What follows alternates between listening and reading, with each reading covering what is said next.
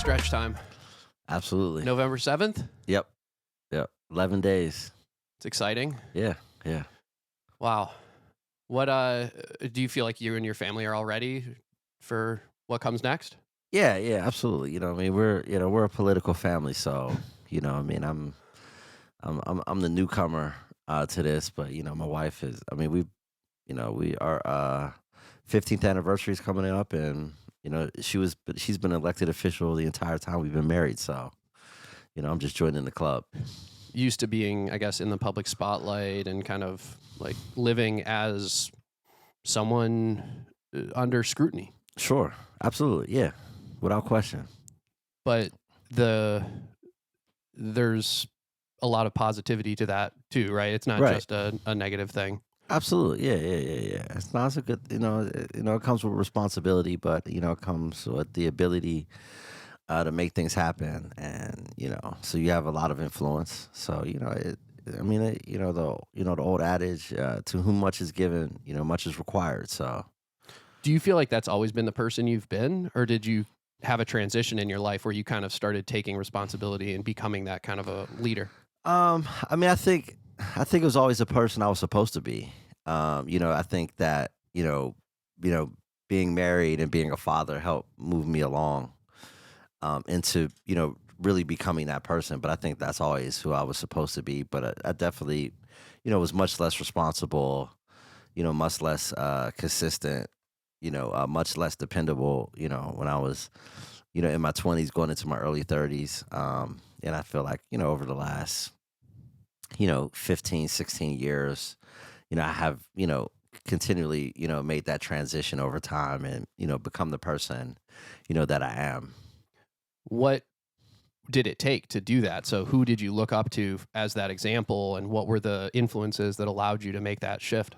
That's an interesting question. I don't know if there's anybody in particular I look, well, one of the people always look up to is my father. My father's always been a very responsible, person. And I just think it's just, just life, as we grow, I was just watching something, I think it was on the Today Show or something like that, and they talked about, how the brain doesn't really, mature until like you're like 30, so I think that, kind of just tracks.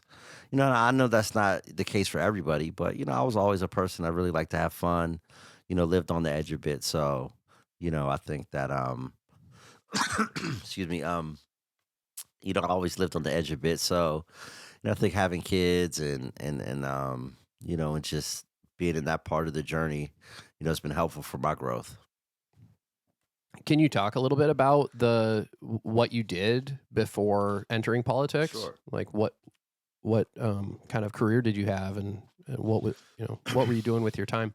Yeah. I studied, political science at IUP, and my first job out of college was working in then City Councilman Salahuddin's office. He's currently the president of the Pittsburgh School Board. And and that was really my foray, professionally into the political world. Previous to that, I worked on Bill Bradley's presidential campaign in New Hampshire as a college student. So, I always, had an interest in politics. I studied political science at IUP, and so it was kind of like always, the direction I was going to go. I was in I was not an organization, but a program that was run by the organization Investing Now, and it's um, a organization that is a kind of college prep program for African American students from Pittsburgh. I don't know if it still exists, um, but I'll never forget Mrs. Leslie Horn, who ran the organization. When you get into it in eighth grade, and like the second half of eighth grade, you get into it, and then you go through it, through your high school career, and the whole idea is, to get you, help get you into college. And I think I understand now that I think they had a special relationship with the engineering school. And I remember, telling Mrs. Horn I was going to study politics. in college, and she was like, what are you gonna do with that? Like, you should study, something like engineering, accounting, something that has like a direct job, attached to it. And I was like, I don't know. I think I'm gonna run for office or something like that. And I was like, as an 18-year-old kid, so I think I always knew, this was gonna be my path, but I had, different experiences along the way that made me think that like maybe I'll go into lobbying or maybe I'll just be the wizard behind the curtain, advising other folks. And I kind of settled into that, particularly, being married, to a politician. I always kind of thought I was going to be like the wizard, behind the curtain. And then about this time last year, I started to really think, seriously about it after a conversation with Mayor Gainey about it. And I really started to take it seriously. And, it led to, where I'm at today. Amazing. Yeah, amazing. I think, the difference between you and the Wizard of Oz is, of course, he's completely impotent, right? That's the reveal is when Right. you pull the curtain back, it's this small person with no abilities, Right. and you're not that at all. Nah, thank you, thank you. No, I appreciate that. So maybe I need a new metaphor, but I tend to, see myself as a wizard behind the curtain, a guy that helped other people get elected to office, and advise folks, and be it like what they would call operative, these days. And but yeah, I think that now almost a year into this journey, as a candidate and soon to be an office holder, I definitely feel like this is where I'm supposed to be, just from the energy and the response that I get from the people, and me just being myself. My campaign manager, Brandy Fisher, always just says like, I just love how you're always yourself, and you just being yourself, just always hits the spot. Like, you always, kind of have a sense for, the right thing to say in the right moment. We were recently, at a very somber event, in Homewood, a true pillar, um, to the community. Mrs. Wheaton was assaulted, physically and sexually. She's 83 years old, bedridden woman. Oh my God. And some, really, really disturbed person, perpetrated that. I believe they're still at large. Oh my God. But the family asked me to help them pull together a press conference. So we pulled it together. I helped write the press release, and they asked me to speak, at the event. And, my campaign manager was like, you always just, find the right words to say. And, because I try, not to grandstand. I try to have a lot of empathy. I've been through a lot in life, a lot of positives and a lot of negatives. And I think that brings a lot of perspective, to life. So I think this is the right time, for me to do this. I was with former Mayor Peduto a few months ago, and that was somebody that I was very close with in the early 2000s. I was his political director and his spokesman back at that time, and I was very involved with his first campaign for mayor back in 2005. And he said, everybody says, you should have did this 20 years ago. When I was in my 20s, and I was like, yeah, like, I could have did that, but it probably would have went left at some point, because even though sometimes you have the skills and the ability to do it, I think you also just need the experience of life to make the right decisions and not get caught up, and make the wrong decision that could be detrimental. So I feel like, everybody's train runs on a different schedule. And some people, like my wife, can get elected to office when they're in their 20s. And for me, it just makes a lot more sense for me to do it at this juncture in my life. Amazing. Yeah, I'm very excited for what comes next and for knowing someone on city council. I mean, frankly, it's pretty incredible Thank that you. there's somebody like you who I know from the hip hop community, somebody Right. who I know because you're friends with Select, my favorite DJ in Pittsburgh, and Right. somebody I've known for 15 years. He's a friend of yours and somebody who you've collaborated with musically. Right. Yeah, we got a single dropping on November 8th. Amazing. The day after the election, the single's going to drop, and very soon after that, we're going to be finishing up the album and dropping that before the holidays. So yeah, like, I just try to be relatable, and just try to connect with people, in a real way, and just be myself. I think, and that's why I think it's a good time, because I feel like if I did this 10 or 15 years ago, I probably wouldn't have been able to incorporate hip hop as much into what I'm doing, because I think hip hop didn't have that level of respect that it does now in its 50th year of existence. I think there's a lot of just broad acceptance of the art form. And we did a fundraiser on my birthday. While we performed 5 songs from the album, that was very well received. And Nice. at a Congresswoman Summer Lee's re-election kickoff, I performed our lead single, "Bringing '88 Back," and I just feel like 10 or 15 years ago, I would be really controversial. You know what I mean? I would turn a lot of people off potentially, and now it's just you know, I feel like people actually get more excited about me rapping at events than hearing my policies about community development, housing, and public safety. I saw Vivek, one of our presidential candidates, was doing Eminem karaoke recently. Oh wow! Okay. So I mean, you're right. I think that something's shifted, right? Right. The public perception of what hip hop is has changed. It was this, violence, misogyny, negativity, Right. and now just look at Jay-Z, right? Right. You can change from being a drug dealer to being a mogul, a Right. business person respected by everyone in the community, somebody who owns multiple businesses, and Right. it's incredible, and we need that, I think. Absolutely. I mean, I think it's inspirational to folks from the community, and it allows us to connect, with the younger generation. And hip hop has grown up. I mean, we're talking about, I'm 47, and I'm, definitely part of the hip hop generation. Hip hop is 3 years older than me. So I've been listening to hip hop since the early '80s. My older cousin Arnie Pinnell and my brother Anere, introduced me to hip hop. They're 6 and about 10 years older than me, so they were already teenagers, in the early '80s. And they introduced me to hip hop, and now, so you figure, those guys are well into their 50s, you know what I mean? So hip hop has grown up, and obviously, it's taken a lot of different forms. A lot of people feel some way about the modern version of hip hop, the trap music and stuff like that. But, as far as classic hip hop, which is my particular interest, classic hip hop from the mid '80s to the mid '90s. That's the type of music, me and Selecta do. And that's kind of just where, we stay. And I kind of liken it to Wynton Marsalis, doing, kind of classic jazz music from the '50s and '60s, even to this day.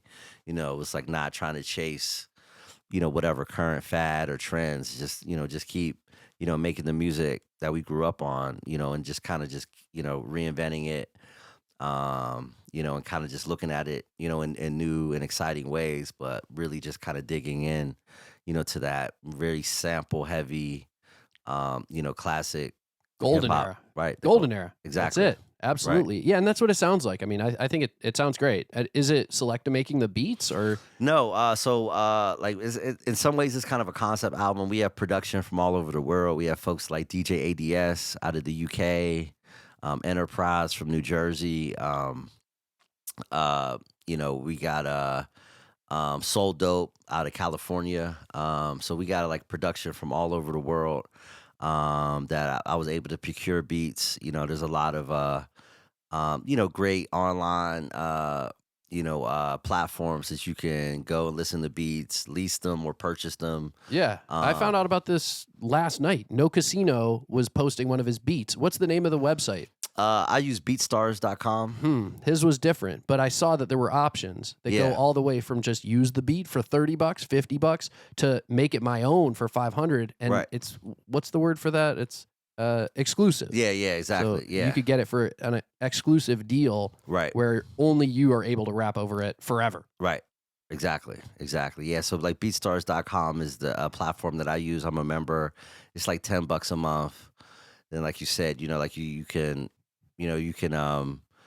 like you said, for $30 you can just get the beat, or for a higher price you can actually get the stems, Oh, so that you can rearrange. You Oh, know what I wow. mean? You can rearrange the beat, and that's what I do. I get the stems, and they just put it in a Dropbox, email it to you, or if you get it directly from the site, as well. But like DJ ADS has like 4 beats on the album. I really like his sound. He's out of Newcastle, England. We've gotten to know each other just through the website. So we talk a lot, and I put up a snippet of one of the songs that he did. It's called Global Movement. We got a song called Global Movement that he did. I dropped a snippet of that on Instagram, and he like shot me a message like, "Yo, it's dope." You know what I mean? And I really like a lot of what the Europeans are doing with hip hop right now. Like they really we got a beat from Finland, we got a beat from Germany. Their names are escaping me right now, but and I really like what the Europeans are doing. They're really really into like the classic hip hop sound with the samples. They kind of always have been, right? Yeah, It's a lot of yeah, rappers in America, like the R.A. the Rugged Mans and right. like the Master Cool Ace. Keiths and people like that who, um, like and like a Big Daddy Kane and Yeah, people who are like still making music, still rapping, will actually have to go to Europe in order to right. perform to get the love Sure, that they're not getting in the States. absolutely. Because I guess there's some kind of purity that's respected in Europe that we don't have that. Yeah, and I think it's been the same with jazz. You know what I mean? Obviously, in Europe and Japan, in particular, classic jazz and jazz artists always went over there when people's taste changed from like jazz to R&B and soul music. In the from the '60s to the '70s to the '80s, they were going over to Europe and in Japan. And I think it's the same thing with hip hop. They want to hear that classic sound. They want to hear what I consider real hip hop music. You know what I mean? As opposed to whatever the current trend is, which is more popular here in America. Were you interested in any of the other limbs, or was it always emceeing that appealed to you? Yeah, it was always MCing. I had my brother Anere used to make beats, and I had other friends that would dabble between rhyming and making beats and DJing and things like that. And I was always, me, I was always an MC. I think I get it. From my father. Before he was a sculptor, was a writer. His degree from the University of Pittsburgh is English and journalism. So he was a writer. So I think I get that bug from him. So I always like to write, always like to read, always been a wordsmith. So obviously now as a politician, I give a lot of public addresses. So I think that's always been, a part of me in that, part of the art form, is always really been more attractive to me than the other forms. Even though I love beats, I love listening to beats, I love listening to music, but I never had a bug to like, I want to make beats. I always wanted to rhyme. What about preaching? No, I enjoy a good sermon. You know what I mean? I definitely, I love, the art of being an orator. I listen to speeches. I've even, I've been listening to some speeches lately, but even as a younger person, I came across like a CD like when I was in college. It was like the greatest speeches of the 20th century, like those kind of things, and listen to Martin Luther King speeches and John F. Kennedy speeches and things like that. I've always had an interest in that, so that kind of oral tradition as obviously part of African American culture. I've always been, drawn to, and obviously emceeing, is just a part of that long tradition. So, so I never had an interest in like preaching, but public speaking is something I've always done, and obviously, there's a direct line to that as far as the art of emceeing. I was hoping that before we kind of talk about what you're going to do on city council and what city council is, because I think a lot of the people that are Sure, listening to this probably have no idea kind of what that job entails right, and how the city works and what the politics are and et cetera. But I wanted to ask you, maybe you could talk a little bit about your dad since you've brought him up a few times and kind sure. of what he meant to you, what he means to you, and about his artwork, because I guess it's a pretty big deal. Yeah. So my father is Thaddeus Mosley. He's a world-renowned sculptor, originally from Newcastle, Pennsylvania, but it's been based in Pittsburgh since the mid 1940s when he came back uh, from his service in World War II. He came to Pittsburgh to go to Pitt on the GI Bill, and has lived in Pittsburgh ever since. And soon after that, he made the transition as a sports writer for the Pittsburgh Courier to becoming a sculptor, and he worked at the post office for almost 4 decades. It's kind of his day job, but really got into wood sculpture, and now is considered by many folks as like the greatest living sculptor in the world. That's something that's kind of emerged over the last few years. He was always known locally, and then about 5 years ago, he was featured at the Carnegie International, and there was a lot of international art critics that came and really were introduced to his work. And so he's been to Paris, and he just had a show in L.A. a few months ago, and had a show in New York in March, and last November received the Noguchi Award, which is basically like the Heisman Trophy, for sculptors. And he got that. And Noguchi is one of his great influences. So that was up in New York at the Noguchi Museum in Queens, which is actually just a few blocks from Queens Bridge. Oh, cool. Yep, the bridge is over. Yep, absolutely. But a bye-bye. And yeah, and so he, he's a very hardworking man, and still working at the age of 97, still producing art, still creating, and it's just always just been an example of the importance of finding a passion and embracing that passion, and the role that can play, and not only transforming your life, but also giving life meaning. He always says that, he really makes the art for himself. He really doesn't make it for anybody else. Like the accolades and the respect and the love and all that is great, but he really makes it because that's what he has to do. You know what I mean? Wakes up every morning, and right now he's probably finishing up a day over at the studio. He goes there 7 days a week and carves, and that's his sanctuary. You know what I mean? So I've just learned a lot about um, you know, the importance of consistency, the importance of discipline, the importance of having a passion, really diving into it, and understanding that, um, you know, you may not become an overnight success. You know what I mean? But if you follow, your North Star, whatever that is, that eventually, the world will recognize and also take care of yourself. So I was never a big fitness person in my 20s and 30s, but now in my 40s, I run several times a week. I ride my bike a lot. Amazing. That's part of, to me, his example of being physically fit and taking care of yourself and giving yourself opportunity at longevity. I wanted to talk about some simple, health tips too, since I think a lot of your constituents and I don't know if you have constituents yet, your fans, your future constituents, right, will be people that'll be new to me. And, right. I am a physician. I feel Right. like I should give them a few things. Here they are. But first, that's incredible about your dad. I have to say, it reminds me a lot about, my grandpa who came here to Pitt on the GI Bill, Lou Goldzer, and settled in the north side of Pittsburgh. It reminds me of Rick Rubin and how he talks about making art that you like, making art that,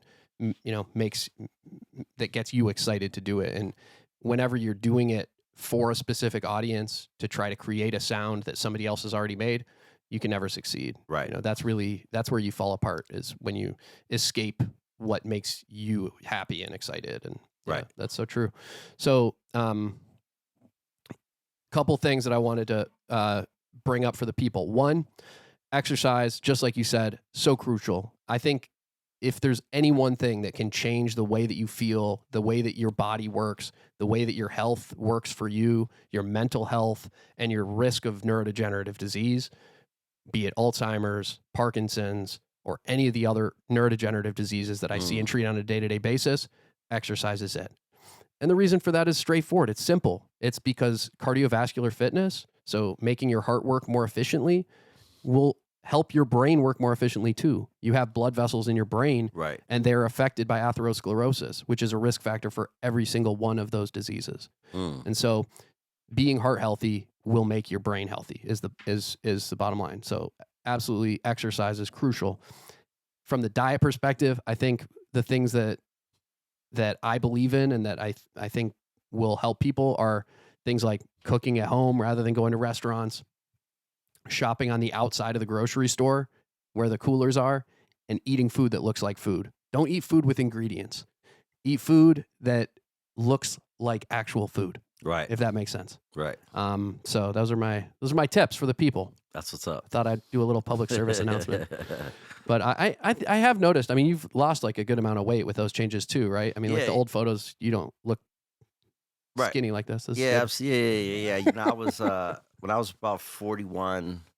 You know, I was definitely like in the 240s, where I kind of generally lived Wow. most of my 20s and 30s, like in the 230s, 240s, Wow. and I got myself down to where I'm at now. Like I usually hover between like 180 and 190 something. Amazing. Um, Amazing. It's just based on just biking, get on the bike, and or some dietary changes too. Well, dietary changes it too. You know, I discovered kombucha.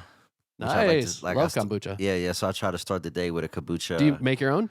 I don't make my own yet. No, I grew up with a SCOBY mushroom in the fridge, Okay. in the garage. My mom is a huge hippie. I grew up on homeopathy, Oh, no wow. vaccine. I mean, she was out there, and she Right. had this mushroom in the fridge when I was growing up on the middle level in between two with a plate, and then there was a mushroom in between two paper towels, and she would Wow. make her own kombucha in Wow. 1992. Wow.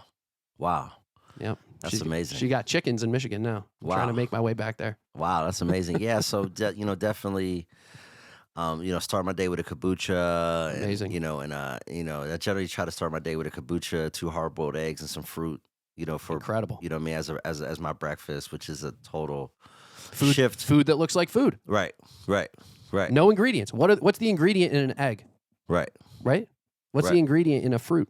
Right. Exactly. Right. Exactly. So I start my day with that. I try to stay away from the stuff I really like. You know what I mean? Like I'm a big bread person. I love bread, and obviously bread is cool, but I tend to eat too much of it if I'm not paying attention. Yeah.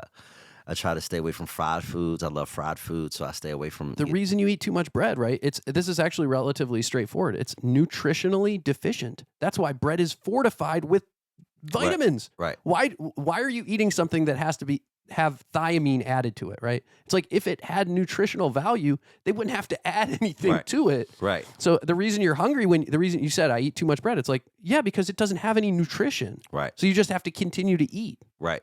If you were eating something healthful, like Right. those original examples, then you'd be full. Right. So good. I love it. What about before we get into city council and plans and politics, about your wife, the judge? Sure.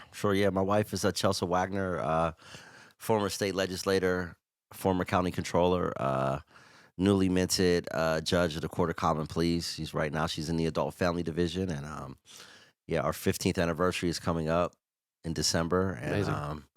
and yeah, that was a very important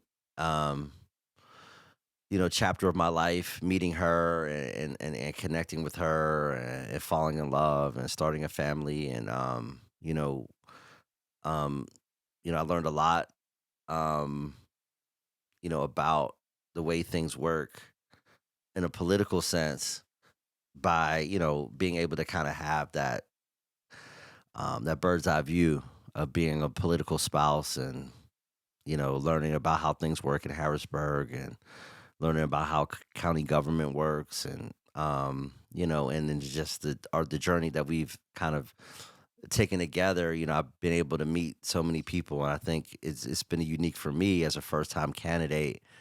I feel like I know so many more people than the typical first time candidate because of my own experience, but also being her spouse as well has gotten me in the rooms and into conversations, and in the situations that I wouldn't have otherwise. So, I think we've been, really,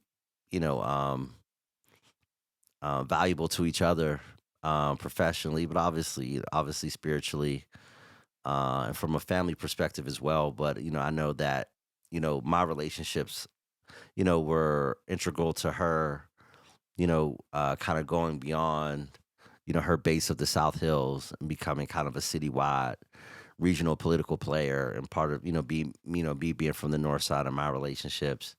Obviously, me, being African American, her being German and Irish, we were able to kind of build, this coalition of folks that generally, wouldn't have known each other than, us two bringing folks together, and it kind of, continues to play out, as we go on our journeys. And, like I said, I never thought, that I would, take the step that I'm taking, but, it all seems like it was part of a much bigger plan as is now playing out.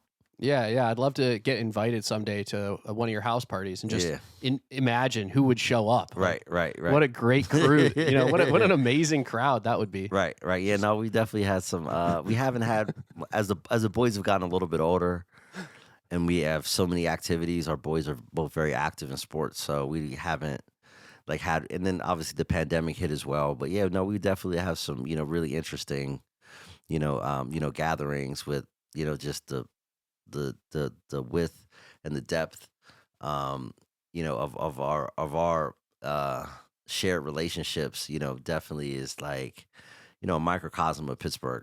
I couldn't agree. Yeah, exactly the word I was going to use, and what Pittsburgh should be, right? Right. Is we really do, I think, have work to do in regard to integration, in regards Right. to getting communities together, in regards to bringing back that melting pot feel of what the Shadow Lounge was. Right. Why can't we have places like that where people can all kind of be together under one roof, experience, learn from other people's perspectives, gain from what they've been through and what their people have been through, and Right. experiences like this, right? This is so dope to me. Right. Right. Yeah. And I think that I think we just have to be intentional about it.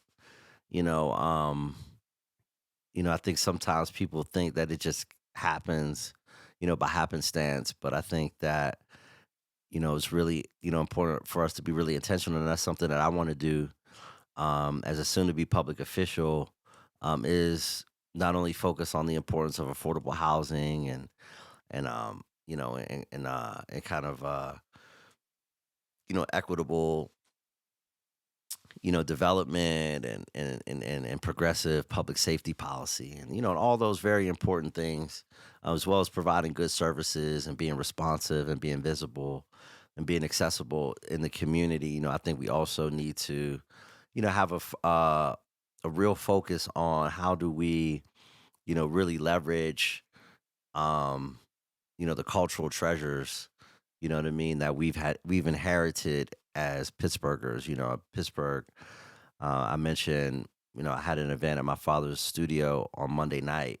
We had a fundraiser, and I talked about a quote that I heard recently from Marimba Malayans, who's the executive director of the Hill Community Development Corporation, and she talked about how her organization, punches above its weight, and it really hit me in the heart because I feel as Pittsburgh's a city that's always punched above its weight. When Pittsburgh's at its best, it's punching above its weight. And for a city of its size, for a city that never had African American community, that was in the millions or even in the high hundreds of thousands, like Chicago or Baltimore, or Philadelphia, our influence, what we, have contributed, to American life, as well as to, internationally, is far beyond, you know, um, the size of our community, particularly the African American community. We look at jazz or, musically, culturally. And I feel as though, not just in Pittsburgh's black community, but, across, all of our ethnic communities, we have, this, this reservoir of treasure that we don't tap into, and I think from a public policy standpoint, I think it's very strategic for us to know that history and know how we can tap into that, to not only use it for tourism, use it for economic development, but also use it as a source of inspiration for the next generations of Pittsburghers to know that they really truly come from greatness. It's not, just a cliche. Like if you're from Pittsburgh, you come from greatness. You come from a city that has contributed far beyond its size and, it's punched above its weight for a very long time and has made a contribution not only to the city, but to this country, and to the world, in a way that few cities have. I totally agree. Ahmad Jamal, um, the Gimme the Night, um, Yeah, who's Georgie Benson. yep, George Benson. Yeah. Um, is George Benson a black man? Yeah. Yeah, Yeah. yeah, From the Hill District. incredible. Yeah. But here's the question. I mean, now Wiz Khalifa, Right. what? How can we remember? I don't know. I don't want to say we. How is it possible to remember you're coming from greatness when the institutions and the markers that that recall that time of greatness are lost? When Right. the Syria Mosque is demolished in 1991, 1992, where both of those artists played, where Charlie Parker played, where all of the jazz greats came. When they came to Pittsburgh, they came there, or they came to institutions in the Hill that are lost, that are no longer here, that Right. were demolished to build the Mellon Arena or the the new hockey arena. But where are those markers of the greatness that could be? And the only reason I bring it up is because I think it's so important to preserve spaces and real legitimate places, and that's one of the reasons that I contribute to an organization that does that work in Detroit called Detroit Sound Conservancy, where they're saving United Sound System studios where Parliament Funkadelic recorded, because up the street there's Motown and everybody's happy and that's Motown, but there's another building where where Motown started, where Tomla did its first pressing, was Right. actually up the street at United Sound Systems, where the grass is overgrown in front because they're going to bulldoze it in order to put I-94. So the point is, how do we save these places? What are the people that are doing that work? And do you think it's important? One, absolutely, I do think it's important, and I think that understanding that many of these buildings, as far as the built environment is concerned, some of these places don't exist. But I think it's very important for us to do the archival work, to find, historical relics that still exist from that time. Hearing, stories, collecting stories of folks who are still alive, from that time. My father still tells stories about the golden age of jazz and Pittsburgh's role in the golden age of jazz. And so we need to, do that oral history, collect those stories, collect, what still exists, like I said, as far, as memorabilia, and stuff like that, and then, collect that in a way, where we very intentionally, begin to tell these stories and celebrate it, but then also build new institutions, that may not, be at the specific place or where things happen, but build new institutions that celebrate that history, and rename streets and have honorary street renamings and have murals and have, these existing living markers, as you said, that to remind us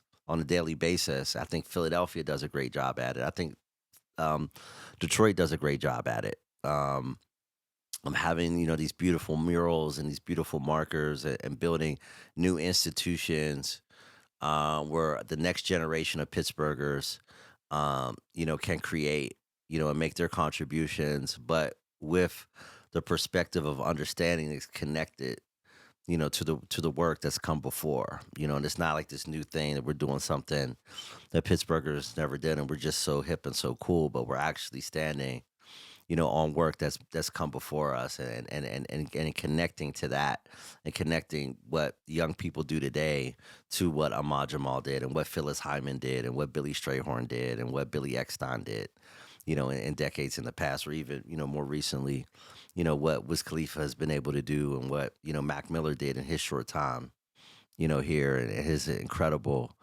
contribution to hip hop, and how all those, how the jazz and the soul and the R&B and the hip hop and all that, is part of a much, larger, story of Pittsburgh, and then how it connects to, stuff outside of, art and music as well. Yeah, August Wilson is the one that I Right. think about immediately to connect. Yeah. Yeah, so the question is, one, can you talk it's kind of the second part. So the second part is, can you talk about how you can do that on city council? Sure. So what type of doors do you have to open in order to make those type of things happen? Meaning how to create spaces for people to be inspired rather than, when you walk out of your door and you see closed shops, abandoned buildings, Hazelwood, Homewood, whatever.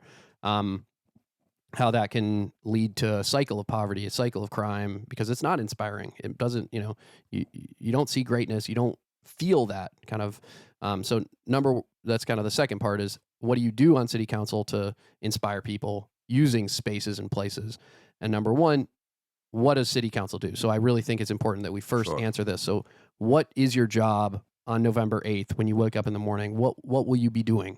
Sure. Yeah. So, what a city council person does is, city council are the 9 representatives of the 9 legislative districts for the city. The city is divided into 9 districts, and those 9 members serve as the legislative arm of city government. I try to tell people that, you got to think about, you know, city council is to the mayor what Congress is to the president. So we make laws, we pass the city budget, um, you know, but besides, the legislative role of creating laws, like recently has become very controversial, it seems. City council passed a law banning plastic bags, Yeah. and, Yeah. and which, Good. which created a 10 cent Good. Who? Yeah. Who? charge if you want a bag. If you've ever driven along a highway and seen 100 plastic bags on the side, Right. or those scratch off lotto tickets or cigarette butts, I mean, Right. that's all trash is. Trash is plastic bags, single use plastics, Right. whether it's a plastic bag or a bottle. Here we are drinking plastic. I should have given you a glass cup.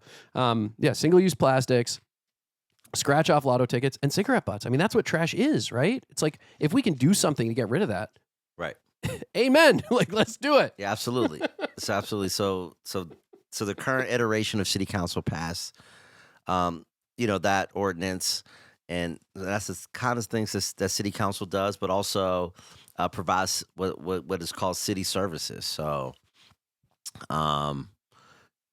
the city council person is the person that you call if you're uh a builder or a homeowner that wants to put a deck on the back of your house, and you want to get a permit, a building permit. You might have to contact your city council person for that. Recently, I'm not on city council yet, but I recently spoke at a zoning hearing in support of a religious organization taking over a former Catholic rectory, um, to do their administrative social work out of a building in Homewood. When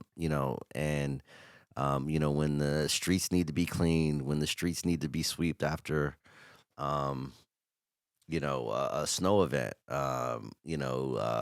plugging potholes, fixing broken sidewalks, all that, what I call the blocking and tackling, of public service. Council members, do that kind of stuff. But then, in the spirit of some of the things you talk about is, we also do street renaming, and taking famous people, and we see like a honorary street renaming, stuff like that. I think those are the things that we can do. Um, I think Philadelphia has always had a very impressive, mural program. Morton Brown came from Philadelphia, and brought, that mural program here. I think those are the kinds of things, that we can do, but then also working, with developers and folks with good ideas to, like, how can we create more spaces, using, city policy and city planning, resources to create spaces for folks to create spaces for folks can gather. I talked about a lot during the campaign the importance of public spaces and green spaces, and things like that bring people together, but also not only use them to bring people together, but also use them to celebrate and commemorate those who come before us. So it serves a dual purpose of not only creating spaces for folks to come together and enjoy, life and enjoy, city living, but also spaces that could also remind folks of the past and where they came from, and the greatness of the shoulders that we stand on. Absolutely. So, where does the money come from? I'm mostly in, I think the finance piece is the most interesting. So Sure. you're both. Like you said, you're Congress. So you're both Senate and you're the House. Right. So you write the laws and you control the money. So you Right. have the budget of the city of Pittsburgh. So what is the budget of the city of Pittsburgh? So how much are we talking? Yeah. And where does it come from? What, Y- what's the input? Right. Yeah. Yeah. We're talking about $600 million annually. And obviously the money comes from stuff like property taxes, occupational tax that we pay. I think everybody pays like, I don't know, like $50 a year or like 150 a year. I forget the exact, number. That's where money comes from, but also money, comes from the county, the state, the federal government. The money could also come from grants, um, government grants, as well as philanthropic grants. As more and more partnerships, between philanthropic groups and cities. So there's a variety, of places that the funds come from. We just have to be creative, because I think that, particularly given the philanthropic community in Pittsburgh, I think there's a lot more opportunities for cities and philanthropic organizations to work together, as well as public-private partnerships, working with the business community and our local corporations. We have, some really powerful players here, whether it's UPMC, Allegheny Health Network, and then we have, newer um, e- corporations that are growing exponentially here and nationally, like Google's presence in Pittsburgh, Duolingo, and, and companies like that. And I think we Gecko just Robotics. right, Shout out Gecko Robotics and all the people who are doing artificial intelligence and robotics work in this field. I'm right, really excited to get one of those CEOs on here. I think it's going to be awesome to hear about, but how that comes out of Carnegie Mellon and we get these startup businesses right, along the Monongahela, right where the steel mills were. right. How cool is that to Yeah. see? And I mean, and we need to invest in that, and we need to, really champion that. One of the things that I talked about a lot, on the campaign trail, and I spoke with the chief of staff to the chancellor of Carnegie Mellon about how we can work together more closely and use, that intellectual know-how that comes out of places like CMU, but not only CMU, but just using CMU as an example. How can we, use, that know-how to figure out how can we can provide city services better, more efficiently using technology, working with Google, working with Sheets IT. That's also based in my district. We're all of the technological advancements that Sheets is doing, is coming out of East Liberty, Mm. right beside Google. And how can we even do some pilot projects or do some things.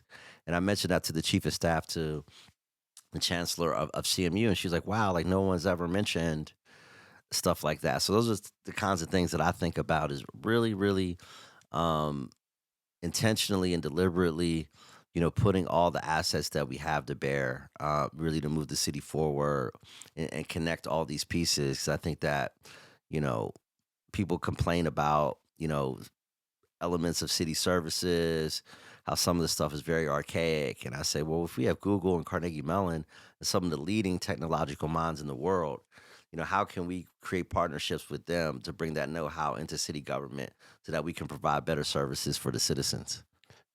Yeah, I was driving down Fifth Avenue yesterday and a driverless car passed me, Right, from CMU. So it's like if we have that, how can we still have, I don't know, maybe what's a good example? Like how people were getting towed also in East Liberty for the Bloomfield Halloween party. right, But why can't we have some kind of digital system that notifies people that your car's about to get towed, like a right. text message that goes to your phone, or I don't know. That's just like one example. But yeah, we could be more technological.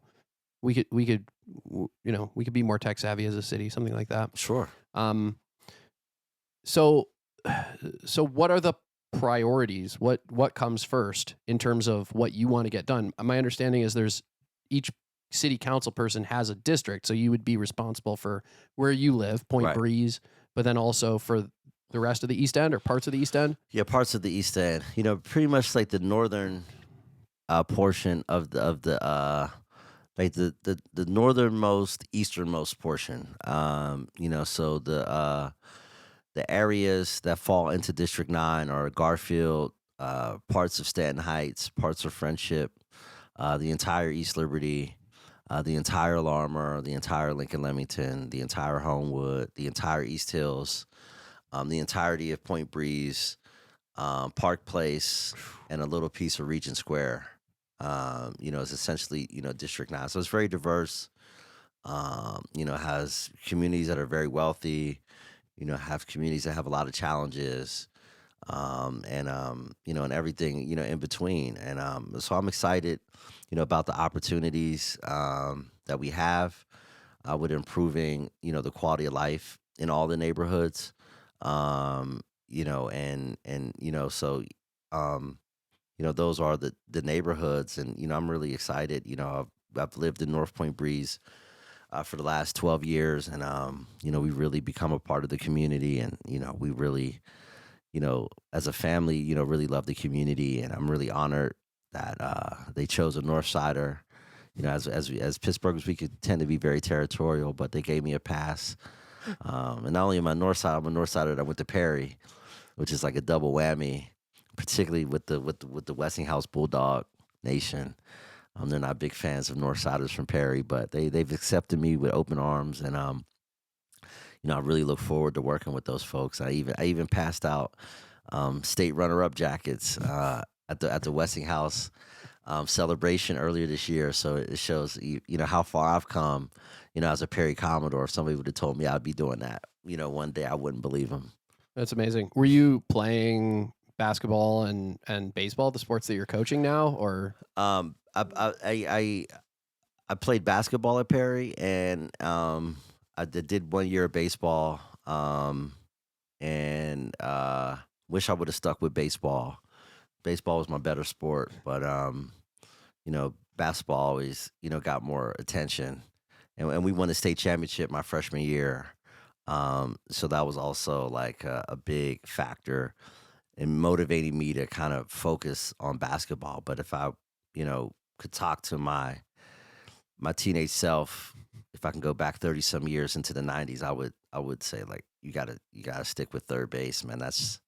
Wow. That's your stick. You know what I mean? Like, I was a heck of a third baseman. I had a very high on base percentage, had a good eye. I didn't have a lot of power, but I was a good contact hitter. Yeah, and must have had a cannon to play third base. Yeah, and I always had a strong arm for Wow. my size. Yeah. I'm only 5'9", and but I always had a very strong arm. I could throw a football, 50, 60 yards when I was younger. Hmm. And I probably would have played more football, but I had a very serious neck injury when I was a baby, and so I could never pass the physical.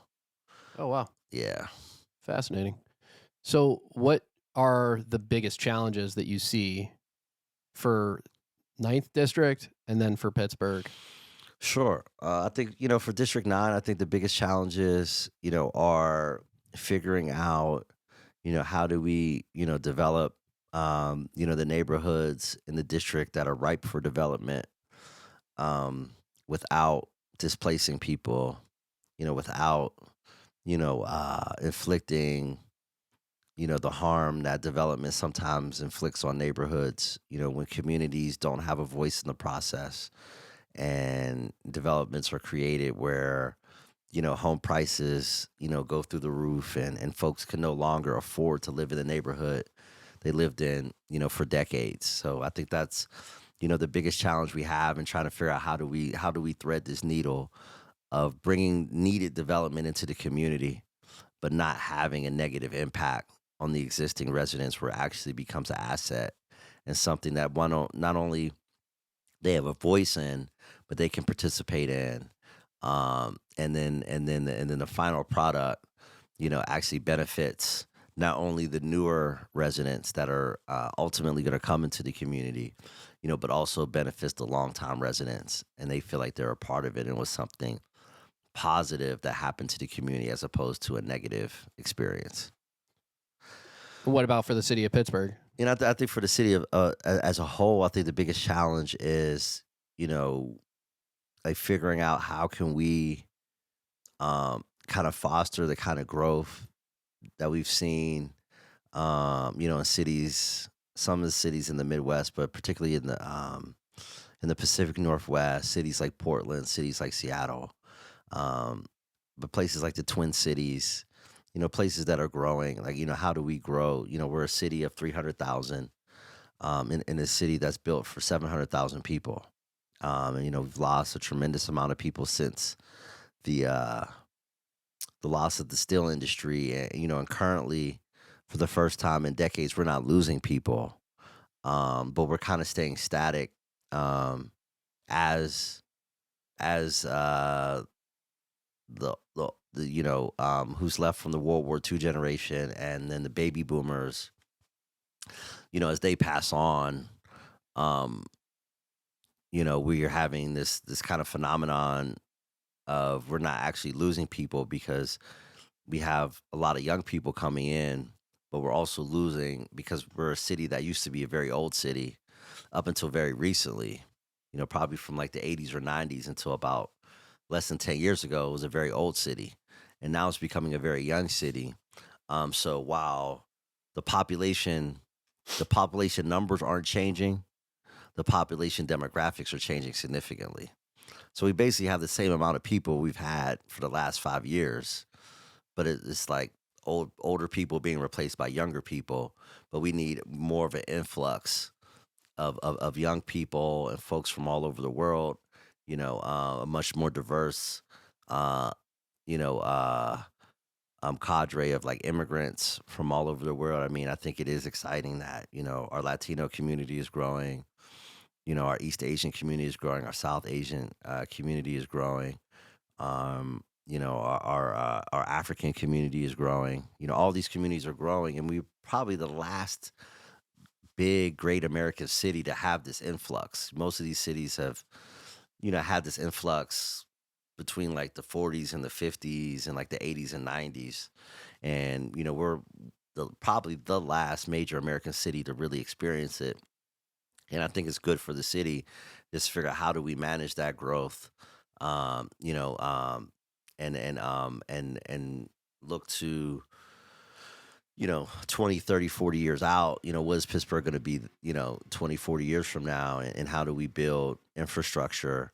I would like to see, a huge investment in transportation to really modernize our region's public transportation system, connect the airport, with the other centers of commerce. There's nothing worse than the 28X. Right. I mean, it's truly like the Right. thing just goes right past you. And if you go on Reddit and look at all the negative comments about Oh it, wow. it's unbelievable. Yeah. And it's everybody has had the same experience as me, where you go down to Station Square, you stand there with your bags, and one bus after another passes you by. Right. You can stand in the middle of the street and wave your hand, and he'll just Right. skirt Wow. right by you. Yeah, I mean, I it's haven't crazy. caught the 28X in a while, but it's not, it's definitely not the best way in the country to get from an airport to a city. No, No. There's many other cities, and I think that those are the things that are challenges we have to overcome. I think we have to think big, and I think we have to be bold, thinking about the next 25, 30 years of how do we really build a transportation system, um, that befits the greatness of the city. I don't think a city can be great without a great, public transportation network. And I think that we were a city of rail, you know, prior to the establishment of Port Authority, and they tore up all the trolley tracks. And I'm not saying that we need to go back to the trolleys, but we had the infrastructure in place, and what connected a city that does have many, physical obstacles between the rivers and the valleys and the hills and things like that. We're not like Detroit, where we're like just this flat city. We're very much, um, like a mountainous, city somewhere in Europe. But I think that's part of the beauty. But I think that, we can invest in a transportation system that's modern, that gets people around, that also connects neighborhoods and connects areas of interest. areas of commerce, in a way that would, I think, be transformational, for the future. And you talk about we need to invest. I would argue the money's already there. Right. We need to spend it more intelligently. Right. Because last year when I got here, or 2 years ago when I got here, they were changing the name. Every library in Pittsburgh had somebody with these pamphlets and brochures about how they were changing the name of Pittsburgh Transit, Right. and they were repainting every bus. Now, I might be, I don't know. This might be crazy, but does that seem like the most efficient use of the funds? How much does it cost to paint a city bus? I mean, I get it. We want things to be beautiful in the city. Absolutely. Right. Was it that important to change the name? Right. I just think we need to be smarter about the way we purpose the funds that we Sure. already have, if that makes sense. Yeah, yeah. I mean, I think we have to, also do the right reforms. I mean, for a long time I've been a proponent, for a more regional transportation system, similar to what they have in southeastern Pennsylvania. Where it's not where each county doesn't have their own transit system. When you're in the greater Philadelphia region, it's Southeastern Pennsylvania Transit Authority, and I think it's like at least 6 or 7 counties all have the same. So you get on a bus or you get on the train in Montgomery County in Norristown. Like you get on SEPTA, you ride the SEPTA train from downtown Norristown to downtown Philadelphia. I would like to see us eventually move to that, so we don't have Allegheny County Transit in Westmoreland County and Beaver County, and have a more of a regional model where the 9 county region can work together and pool those resources, so that someone has a much more direct connection between the county seat in Beaver County and the county seat in Indiana County and the county seat in Westmoreland County, which is Greensburg. So that folks can have more efficient commutes and such. Someone should be able to get on a train in downtown Greensburg and be in Pittsburgh in 45 minutes, as opposed to, trying to drive, on the turnpike to 376 and sit in traffic. Think about how much better it would be for my patients that are Right. driving here with chronic medical conditions, having to pay for transport to come to UPMC to get the care that they want. I have a lot of patients that live in Greensburg. And yeah, absolutely. We need to be more connected. Is the issue that these institutions were privatized during the Sophie Maslow era, that institutions like Phipps Conservatory, the zoo, all of these institutions that were made private in the 90s, was one of that the transportation? Is that the problem, that we need more centralization, if that makes sense? I think more centralization is needed. I think it's just there's a natural culture of fragmentation in this region. Allegheny County is the most fragmented county in the country. I was just sharing, at an event, Allegheny County has more school districts than the entire state of Maryland, almost twice as many. There's 25 school districts in Maryland. There's 43 school districts in Allegheny County. So I think this is a natural propensity to fragment, here. And I think that's something over time. I think over the course of this century, I think we're going to have to reverse through good public policy, and say, like, it doesn't make sense. There's an old joke that they say was told at the Allegheny County Police Chiefs Association one time. They had a national speaker come in, and the national speaker said, the biggest problem with the Allegheny County Police Chiefs Association is that there's a county that has so many police departments that it has a police chiefs association of its own. And I think that, Yes. it's that mentality, that fragmented, mentality where every 2 miles you're in a different jurisdiction, and the amount of duplication of services that happens. 130 mayors, 130 police chiefs, 130 treasurers, 130, council presidents, and I'm not saying we need to totally wipe out them all, but, like, on my jobs, when I, go a little bit further than my normal 3 mile route, and I run out of my house in Point Breeze,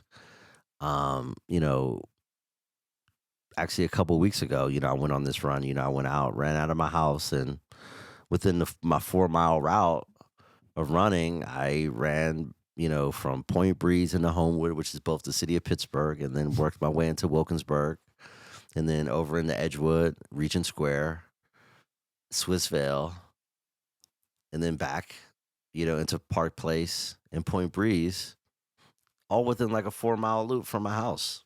That's 5 municipalities. Like that doesn't make any sense, Yeah. to have that much fragmentation and that much duplication of services in such a small area. So consolidation. Yeah, I mean, I think it's something that we have to look at. I'm not saying that the city and the county need to be one political unit, but there has to be some form of consolidation at some point. Just because I think we just waste millions and millions of dollars. With the amount of fragmentation that we have. Like I said, we have almost twice as many school districts in one county than exists in the entire state of Maryland, which is insane. And yet, when I go up the street, you and I can walk out after the episode, and you go up 4 doors down to the right. Our fire department only has 1 employee, and even he's a volunteer. The Right. whole thing is run by volunteers. I asked him what happens if we have a fire in our house. He goes, well, I get on my phone, I have this app, and I can call the different people that have to show up. Wow. There's a special app that notifies them, and then their phone will ring, or it has like a special beeper on it. I mean, what if they don't notice it? It just seems wild to me that a, part of the city, because it's technically part of the city, there's volunteer fire departments. Right. Wait, maybe, like you said, it's just a consolidation thing. There just needs to be some unification and consolidation, get things tightened up. What else needs to be cleaned up? So what other projects are on the docket? I mean, definitely, infrastructure is a huge issue. Like we've talked about transportation. It's very important, for us to, invest in a modern transportation system for the region.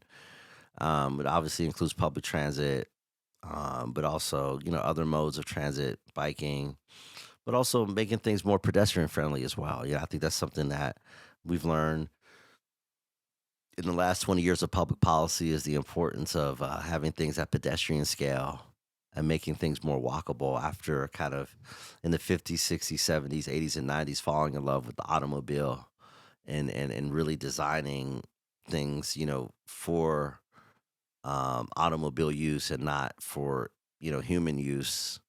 Because we don't do things in our cars, other than get to places.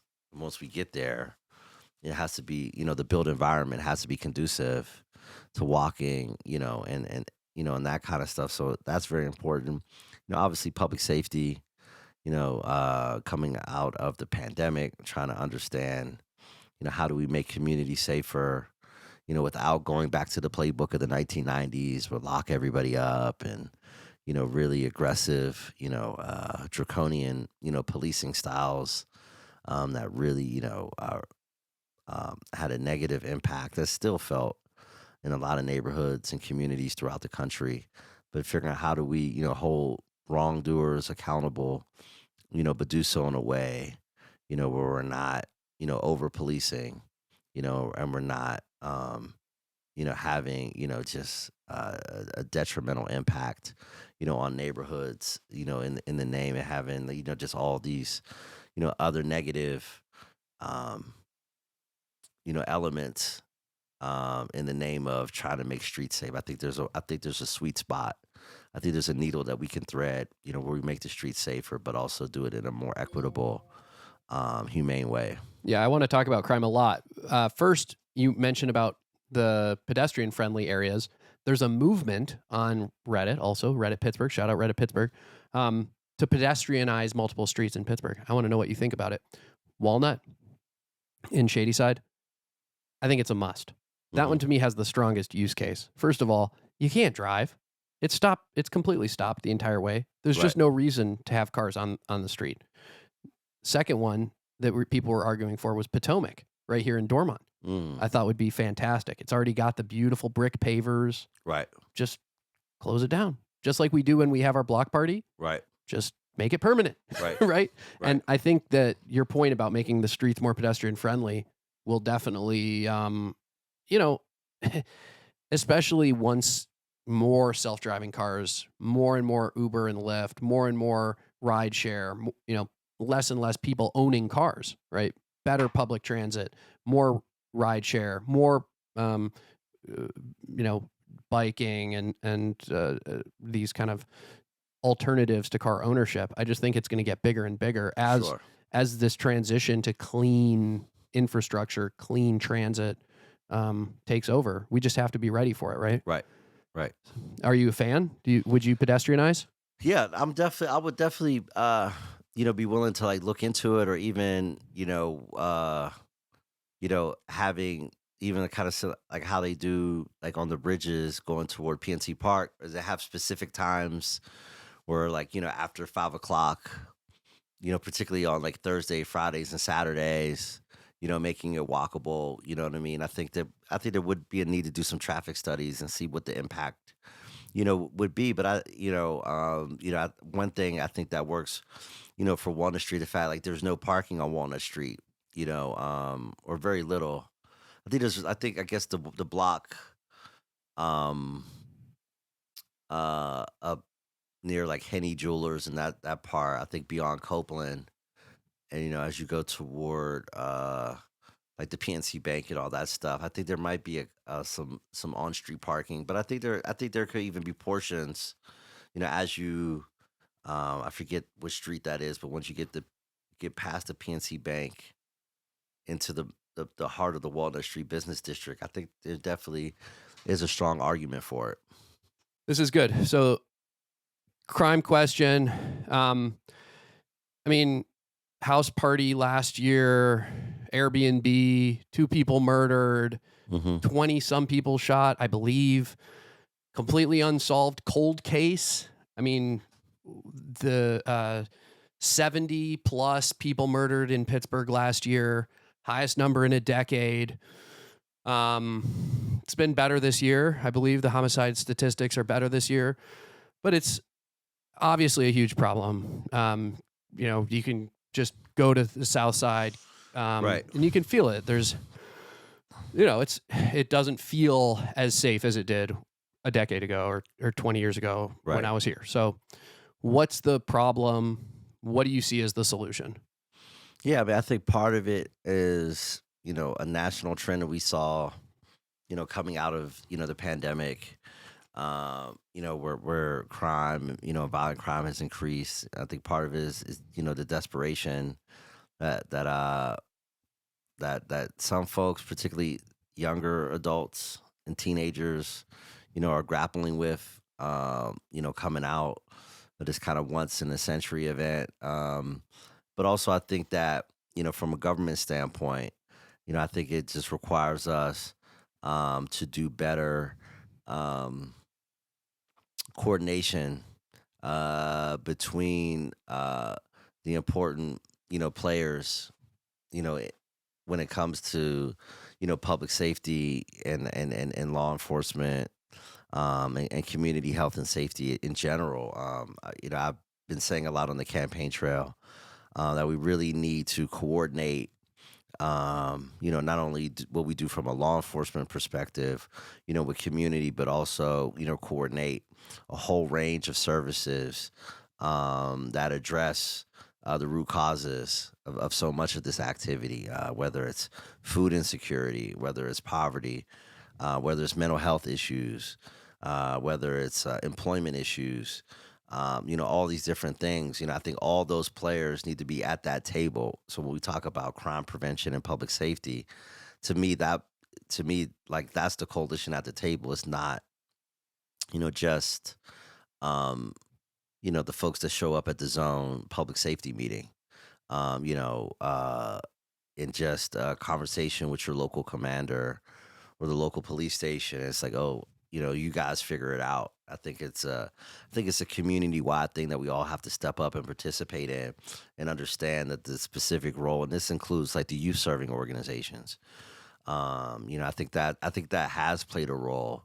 The Gainey administration's focus on more activities for young people, the rec centers reopening, and the Stop the Violence funding that's been given to grassroots organizations for them to do their work. So bringing them to the table and not just saying this is a police issue, it's a community wide issue, and there's actually folks in the community that can play an active role in crime prevention. I know folks who've taken guns out of children's hands and young people's hands in doing the direct violence intervention work, like the organization like Reach or organization like Mad Dads.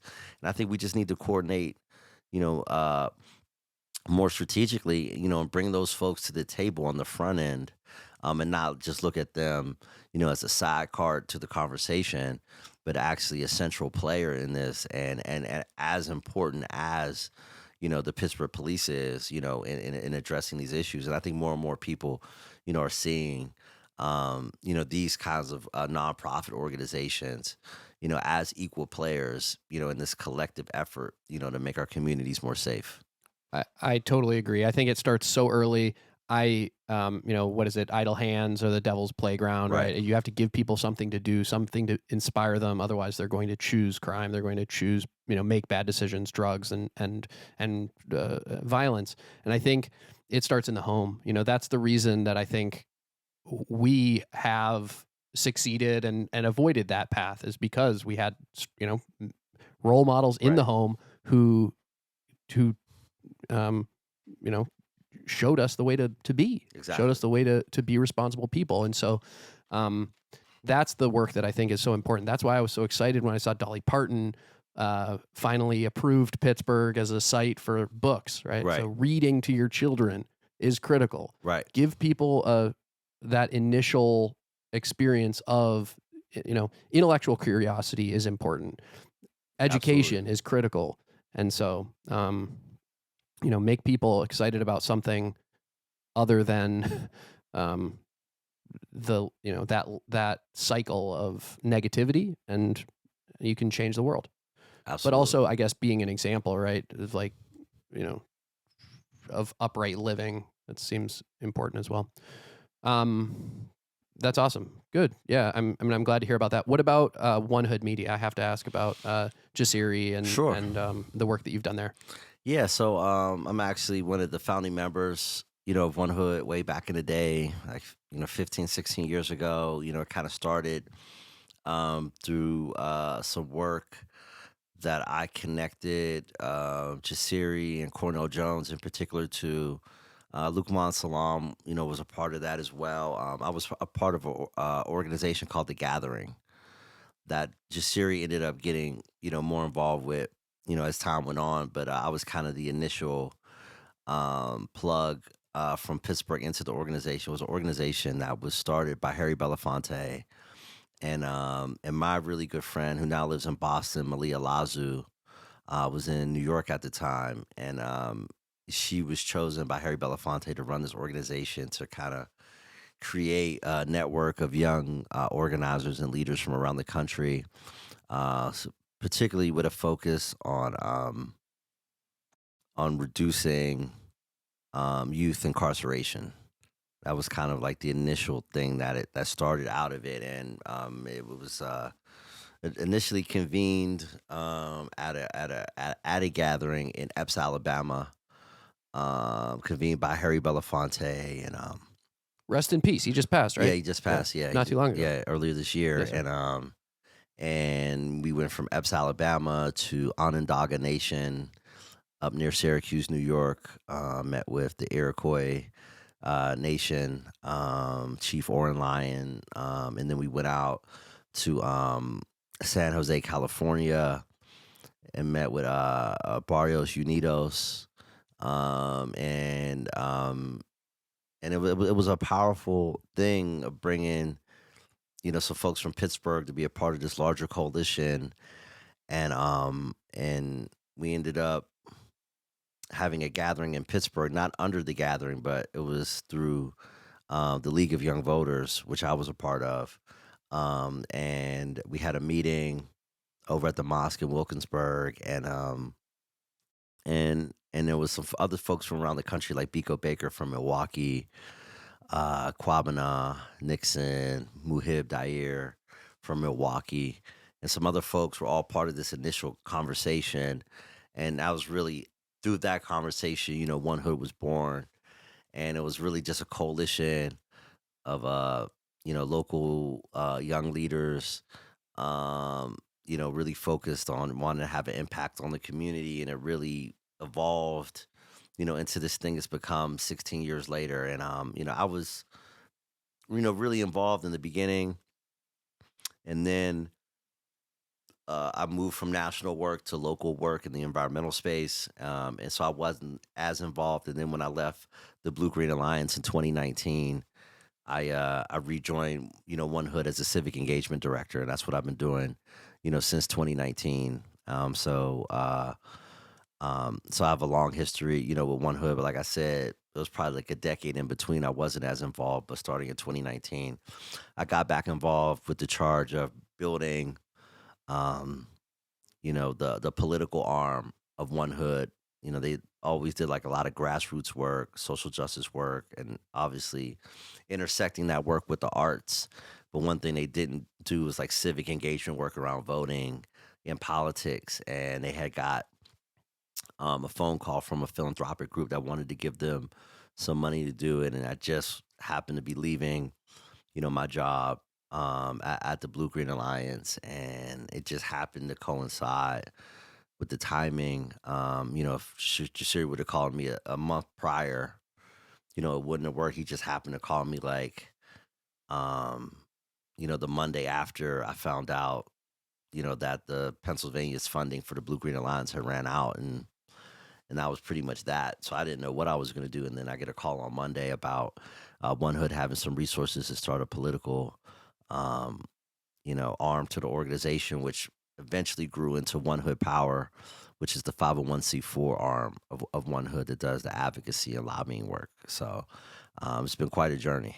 Incredible. You talked about the initial purpose was to prevent youth incarceration. Right. Are you aware of the issues with Allegheny County Jail related to deaths in custody? Right. And is that a priority? And how will we clean it up? This is related to this event, the deaths in custody event that I went to at Trace Brewery, and also all of the work that's happened with multiple different investigative journalists. I think Brittany is the name of one of Right. them. Brittany Heller. Thank you. Yeah, really, really amazing and courageous people who've been Right. working really hard to kind of uncover this story against all odds, right? With limited access to public information, winning court cases in order to expose what the details are of the problem, and I've just I've been really impassioned about this issue. Yeah, absolutely. Yeah.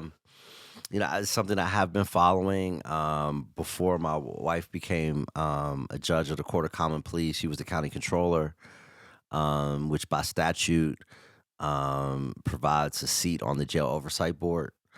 So my wife was a strong advocate, um, on the oversight board and pushing back on a lot of things that, Bethany Hallam and other folks who've been very open about their frustration about how things are done in the jail.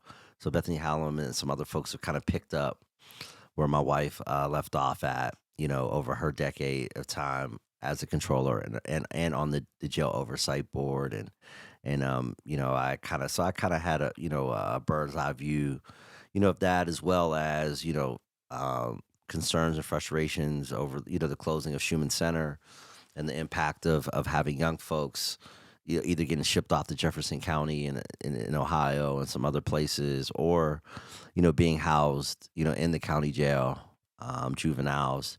That's a huge issue, as well. Obviously that falls within the realm of county government, but I think it's important to use our platform as members of city council, to share our discontent, with how things are happening, as well as to help find solutions, to how we can, have a more humane, way of dealing, with folks who are being held accountable for the mistakes that they make, but also do so where it doesn't become, you know, uh, a death sentence. Most of these people that are in the Allegheny County Jail haven't had a trial. So Exactly. being held accountable for the mistakes they've made or the mistakes that they are yet to be accused of making. Right. I mean, this Exactly. is, yeah. So obviously that's great that you see that you're aware of that and see that. Yeah. You've done so much. I'm very respectful of your time. It's Thank you. unbelievable. I mean, it's really, really exciting to hear your story and to hear how passionate you are and really all of your wisdom that you've gained over these years working with all these amazing people. And Thank you. it is so cool to call you a friend and to know you. I'm really, really, really happy about Absolutely. this. This is awesome. What have you been most proud of that you've done? Wow, that's a good question. I would say in my life, I would say the thing I'm probably most proud about is the responsibility I took on to take care of my mother. Before she passed, my mother passed away about 8 years ago, and she suffered from paranoid schizophrenia the vast majority of her adult life, and the vast majority of my adult life, I was her primary caretaker from the time I was about 19, 20 years old. So when she passed away, I was about 39. When she passed away, that was about 7, 8 years ago. And just being with her for that journey, I came home from, I believe, my junior year of college, and my mother was homeless, living in West Park on the north side, and that's kind of began, our journey together to kind of get her back on her feet, and it was a lot of ups and downs, a lot of challenges, and she lived with me for a very long time. When I was a bachelor in my 20s and early 30s until I got married, and then we put her in a personal care home. But pretty much all my 20s, after coming home, like even when I was still in college, I had put her up in an apartment that was like around the corner from my dad's house, and just so I knew she had a place. And then when I finished school and came home, a year or two into that, well, she had a big fire in her apartment. Actually, it was strange. On Mother's Day, the fire started in her apartment because she was a smoker, but also 98% of people with schizophrenia are, by the way. Wow. And I've studied why in a lab here in Pittsburgh. Oh wow. With Rob Sweet, and it has to do with pre-pulse inhibition, and it's fascinating stuff. But anyway, I'm sorry for interrupting you. Yeah, no problem. Yeah. Yeah, no, she was smoking, and even by that time, this is about 20 years ago. Even by that time, her lung health wasn't good, so she was already needed oxygen, and fell asleep, smoking, and obviously, if you have oxygen tanks in your apartment and you fall asleep smoking, that's a horrible combination. So her apartment building, the entire building caught on fire and was destroyed. And and I was living with my dad at the time. I was like in my early 20s, and I moved out of the apartment, and that's when my mother started living with me, and I took care of her, until she passed away. And I feel like I, provided her, a sense of dignity that she wouldn't have had otherwise if I hadn't, taken on that responsibility. So wow, what an incredible story. The wow.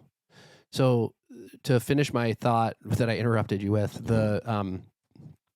we think the reason that people with schizophrenia essentially all smoke, is because there's this problem in schizophrenia where it's filtering out on these extra inputs. Where, for example, if you and I were sitting here eating dinner at a restaurant, we could focus on each other's conversation. But somebody with schizophrenia can't. They can't isolate one input and from all the others, Right. So they can hear everybody talking, and it's incredibly disorienting, and it actually leads to social isolation. It's one of the reasons people have to live by themselves and can't be around other people. We think that was one of the theories of the lab, and nicotine actually helps with that. It improves that filtering. Oh wow. And so that was why we thought that, anyway. Wow, that's fascinating. Weird. So do you know the history of Mary Todd Lincoln? I was just in Lexington, Kentucky last week. Mary Todd Lincoln was Abraham Lincoln's Sure. rich wife. Of course, she was a Southerner, and that's was the part of the story that I hadn't gotten before, but probably one of the reasons he rose to the presidency. Like you said, you're from the North Side, your wife's from the East End or something like that, or Well, no, she's from Beachview originally. but you're African American and white, and it's Right. kind of, you each have your own connection. You have your own constituency, and you can get that big Right. whatever. So that was kind of, I think, one of the things that happened with Lincoln is his wife was actually a Southerner.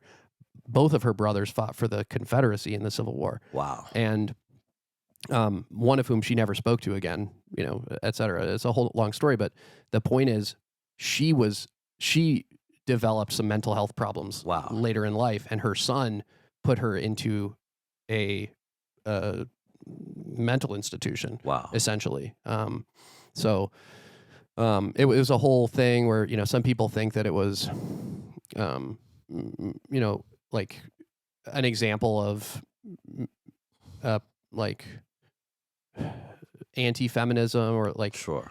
violence against women, basically, that maybe she wasn't as sick as we think, but it was a long time ago, so it's hard to know exactly what happened. But the point is that you could have done anything, and you chose to take care of her and to give her the best life that you could. And I think that it's really incredible. It's so cool. That's awesome. Amazing. Khari Mosley, Dr. Gold podcast. I can't believe we did it, man. Thank you so much for your time. Thank you for your patience. We finally made it happen. No. This was crucial, and I feel like we could go on for days. Like, Sure. No, I'll definitely be happy to come back after I'm sworn in on January 8th. Amazing. Congratulations. Okay, so it starts in January. Yeah, that's when the term. that's official. Just like swearing, president, just like the president, right? Same exact something timeline. like that. Yeah, right? yeah. November's election day, Right. and then January is the showtime. Right. Exactly. So I'll enjoy the holidays. I think we're gonna go to Florida for a week. Just to get away. And yeah, then get ready. I guess it's a Tuesday or a Monday, but whatever day of the week January 8th is we'll be swearing in. I'm so excited. I'm so excited for you. I'm excited for Pittsburgh. I'm excited for the East End. I'm excited. This is gonna be great. And thank you so much for doing all the Blue Sky, the events where you show up and just you come down, to be with the rest of us. It's this open door that really just feels so, it's so approachable. It's awesome. Thank you so much. Thank you. Let's get a picture. Yeah.